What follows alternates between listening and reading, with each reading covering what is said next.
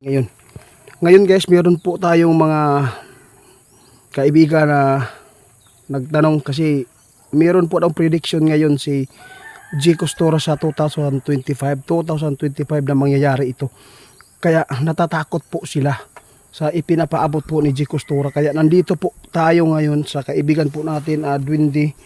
Sana nandito sila. Kaibigan, magandang umaga po kaibigan. Kaibigan.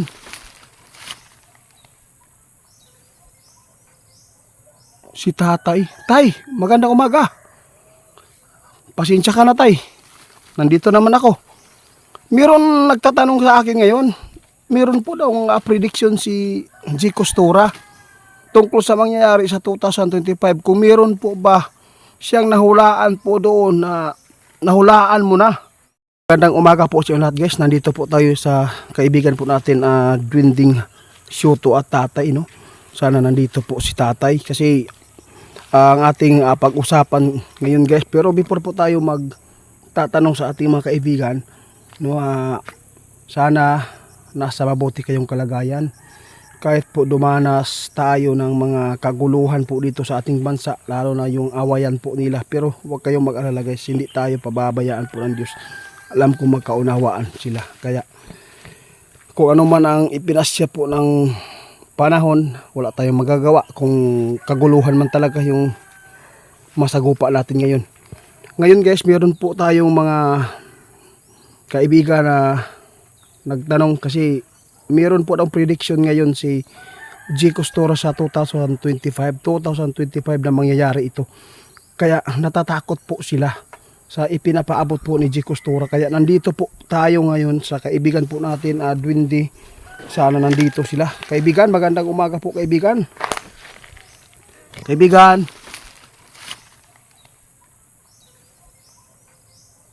Si tatay. Tay, magandang umaga. Pasensya ka na tay. Nandito naman ako. Meron nagtatanong sa akin ngayon. Meron po daw prediction si G. Costura tungkol sa mangyayari sa 2025. Kung meron po ba siyang nahulaan po doon na nahulaan mo na. Kasi sabi po ng ating kaibigan na nag-chat po, si Rodel, na itiit, pakitanong mo po kay kaibigan natin Dwindy kung meron po ba talaga na totoo doon sa kay G. Costura sa mangyayari po ngayong 2025, kung ano po talaga yung ipinapaabot po niya or gawa-gawa lang po ba.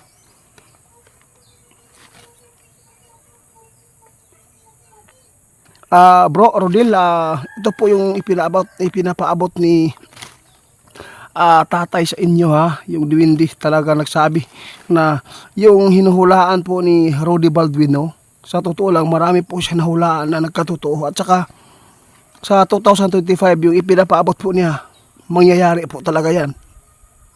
Kaibigan, oo nga, ito po yung kinatatakutan nila. Ano po doon sa hinulaan po ni G. Costura yung pinakamalalang mangyayari.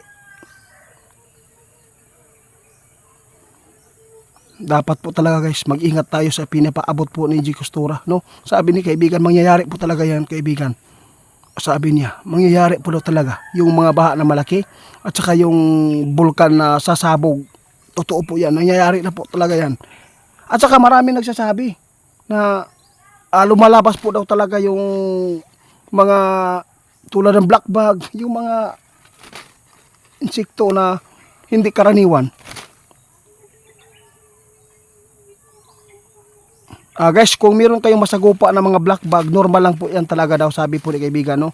Normal lang po talaga kasi dito sa amin po ay lagi po namin na nasasagupa po yung black bag na sinako, no? Doon sa munisipyo namin, no? Sobrang dami. Doon po talaga sila namumugad sa kanang mga kuryente ba na may mga ilaw, doon po sila. Kaya wag po kayong mag-alala sa ganyan. Ang lang dito ipaabot ni kaibigan, yung hinulaan po ni G. Costura, meron po, magkatotoo po doon. Pero meron siyang ipapaabot sa atin ngayon kasi kaibigan na ito ang pinakaabangan po nyo guys, na delikado po sa mga tao, mga bata. Sige na, kaibigan.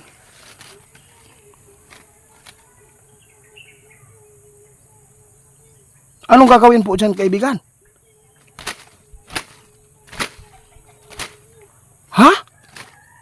Guys, ito pong ang mangyayari sa 2025 ha.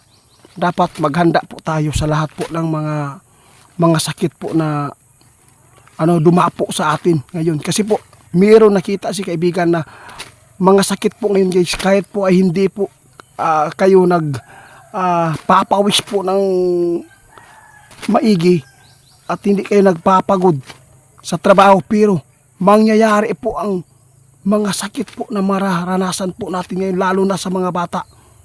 Diyos ko po. Yun po ang pinaka-problema kaibigan. Ito po ang masabi ko, kahit bala na wala tayong pira, no? Kahit wala tayong pira, basta hindi lang po tayo magkakasakit.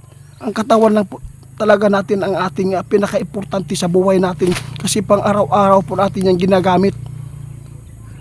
Ang sinasabi po ni Ma'am G Costura, no? Tungkol po sa mangyayari sa 2025, ang sabi po ni kaibigan, dapat ingatan, pag-iingatan pa, kasi po mangyayari po talaga yan. Yun po ang sinasabi. Pero may dinagdag po si kaibigan, napakadelikado yun guys, yung sakit po sa karamdaman ng tao. Ano po ang dapat ingatan po ngayon kaibigan? Ano po ang dapat iwasan natin sa pagkain na para hindi po tayo humantong sa kanser o ano man yung mga sakit na delikado?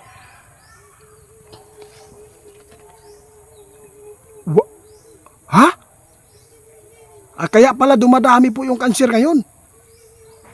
Salamat.